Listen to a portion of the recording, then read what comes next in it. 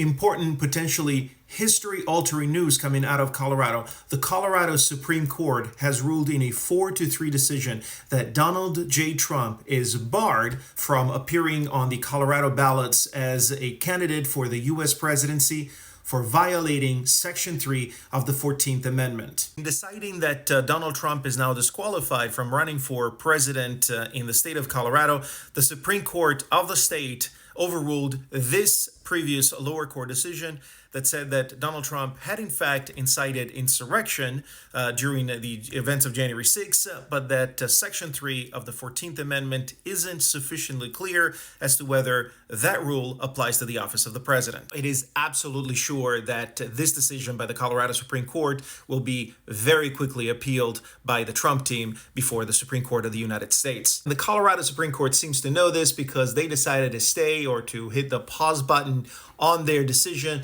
In other words, the decision will not go into effect until January 4th or until the United States Supreme Court makes a decision on this case. Now, this is for sure an important decision. It has put into motion a lot of additional things, but it is a decision that is far from settled for 3 reasons. Number 1, the entire bench of the Supreme Court of the state of Colorado is occupied by justices who were appointed entirely by Democratic governors. Number 2, Trump doesn't need to win the state of Colorado according to most of the projections that have been floating around. Of course, a lot can change between now and November of next year, but as of right now, Colorado is not a battleground state, and Trump anyway lost it by a sound margin back in 2020. Number 3, and I would say most importantly, this is what stands between the Supreme Court decision in Colorado and Trump's actual ability to be on the ballots in that state. And I would say that it is virtually impossible that the United States Supreme Court will rule in alignment with the Colorado Supreme Court. They will more than likely either decline to hear the case, citing some procedural reason,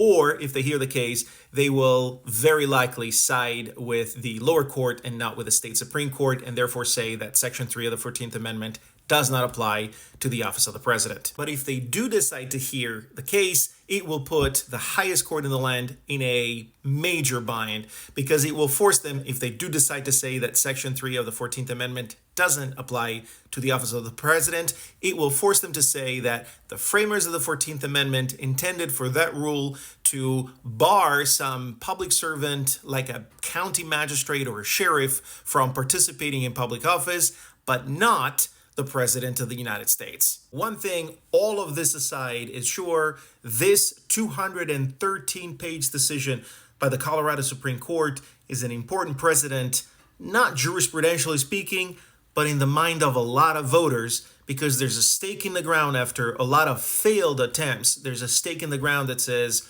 one high court is saying that Donald Trump is not fit, as it stands today, to run for president of the United States.